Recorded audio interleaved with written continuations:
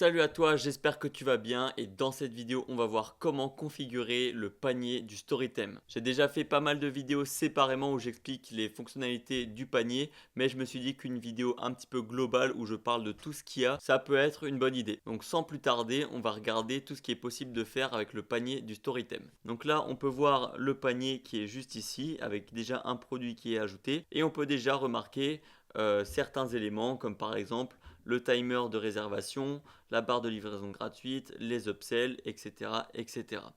Je vais juste encore ajouter un produit avec une réduction, comme par exemple l'épilateur à sourcils. Comme ça, on peut voir les textes juste ici. Donc pour modifier le panier dans sa globalité, on va être dans les paramètres de thème. On va descendre juste ici dans l'onglet panier. Déjà, ce qu'on peut voir, c'est qu'on peut modifier le type de panier. Donc là, en l'occurrence, c'est panier tiroir parce que je trouve personnellement que c'est le plus optimisé. Ça permet de ne pas recharger la page. Et puis, on a plein d'éléments en plus pour justement faciliter la conversion et le panier moyen. Mais il est aussi possible de créer une page panier. Donc, il y aura les mêmes modules, mais sur la page. Et pareil, une petite notification pop-up. Mais attention, avec ça, c'est très limité. Il n'y a pas la possibilité de mettre tous les timers, toutes les upsells, etc. Car ça va juste être un panier qui va être en bas à droite. Ça, c'est pour les types de paniers. Après, on peut bien évidemment modifier l'icône si tu veux quelque chose de plus personnalisé. On peut aussi masquer le prix unitaire. Donc, le prix unitaire, c'est ce qui va s'afficher juste ici. Donc voilà, si par exemple j'augmente, là on peut voir le prix unitaire ici reste le même, mais ici ça s'actualise. Si je masque, on verra ici que ça va s'enlever. Après, on peut activer les notes de commande si jamais, mais bon, très peu de personnes l'utilisent. L'URL du panier vide, ça peut aussi être pas mal quand il n'y a rien dans le panier. La palette de couleurs bien évidemment pour changer la couleur du panier. Ensuite on va arriver sur les modules. Donc là on a l'estimation de livraison dont j'ai déjà fait une vidéo. Donc là on a l'estimation de livraison qui est différent de la barre de livraison gratuite. Je vais l'activer pour te montrer. On aura justement quelque chose qui va dire quand est-ce que la commande est prête, quand est-ce que quand ça a été commandé, quand c'est prêt et quand ça va être livré. C'est vraiment pas mal, moi j'aime beaucoup. Donc à mettre si c'est pas trop surchargé parce que là ça fait que ça commence quand même à faire beaucoup. Donc je vais le désactiver. On a pareil la possibilité de mettre des icônes personnalisées, de changer les jours. Enfin bref, ça c'est une fonctionnalité qui se retrouve aussi sur la page produit. Ensuite, on a le compte à rebours, donc ce timer là, le panier réservé pendant ici du coup le dollar time qui représente le temps restant et on peut mettre soit 5 minutes, soit jusqu'à 30 minutes. Mais bon, 5 minutes c'est déjà bien parce que 30 minutes ça commence à faire beaucoup. Ou alors des fois tu peux mettre 7, c'est un petit entre-deux, c'est pas mal entre 5 et 10. Donc voilà, pareil, tu peux modifier la palette de couleurs.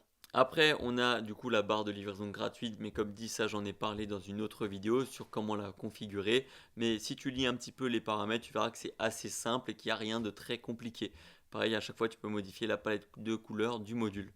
Pareil pour les textes marketing, si tu l'affiches, ça va mettre des petits textes en haut que tu peux modifier comme tu veux. Encore une fois, ça j'ai fait une vidéo dédiée à ça. Le code promo, si jamais tu as besoin de rentrer des codes promo directement depuis ton panier, ça peut être pratique si tu fais beaucoup de placements de produits avec les influenceurs. Dans ce cas-là, ça peut être très pertinent. Mais sinon, on l'active quasiment jamais parce que la plupart du temps, on met des réductions automatiques. Après, voilà, il va pouvoir modifier le texte comme d'habitude, des boutons ou des champs. Enfin bref, c'est pas très compliqué. Les styles de boutons, encore une fois. L'upsell, donc ça, l'upsell, je vais remettre juste quelque chose dans le panier. L'upsell, c'est ce qui va être ici. Comme j'ai montré dans l'autre vidéo, il y a soit un produit ou soit une collection. Donc là, on va voir, on a la collection. Ou pareil, on va pouvoir modifier les textes, les produits juste ici. On a l'upsell de garantie que j'ai aussi montré dans une vidéo qui va te permettre juste de mettre une case à cocher pour avoir un produit supplémentaire dans le panier. C'est plutôt pas mal. Et puis après, comme je te l'ai montré également, là les textes ils peuvent être modifiés juste ici. Ici sous total, vous économisez et total. Donc ça peut être pratique si tu traduis ton thème dans certaines langues, mais sinon généralement on laisse de base. Après, il y a aussi le pied de page, ça peut être pratique pour mettre certaines informations en plus. Là, j'ai pas vraiment d'inspiration, mais dans certains cas, ça peut être quand même assez pertinent. Le trust badge, quelque chose que beaucoup de personnes mettent, c'est important. Et voilà, là on a quasiment fait le tour du panier. Au final, c'est pas très compliqué. Il y a chaque vidéo que j'ai faite individuellement pour mieux comprendre. Mais sinon, en soi, si tu lis correctement chaque fonctionnalité, chaque case à cocher, qu'est-ce que ça fait, tu devrais pouvoir comprendre assez facilement comment ça fonctionne. Mais là au moins on aura fait un tour d'horizon pour la vidéo du panier. Je vais juste rajouter une dernière chose pour les personnes, je redis encore une fois dans cette vidéo là, pour modifier les textes marketing, ça se trouve dans l'onglet icônes des paramètres généraux du thème. Donc juste ici, ça va être ces icônes là. Donc voilà, c'est pas très compliqué, mais si jamais tu as des questions, surtout n'hésite pas. Pour les personnes qui n'ont pas encore le story theme, tu peux le retrouver dans la description de cette vidéo. Et sur ce, jusqu'à la prochaine fois, porte-toi bien, travaille bien et crois en tes rêves. Ciao!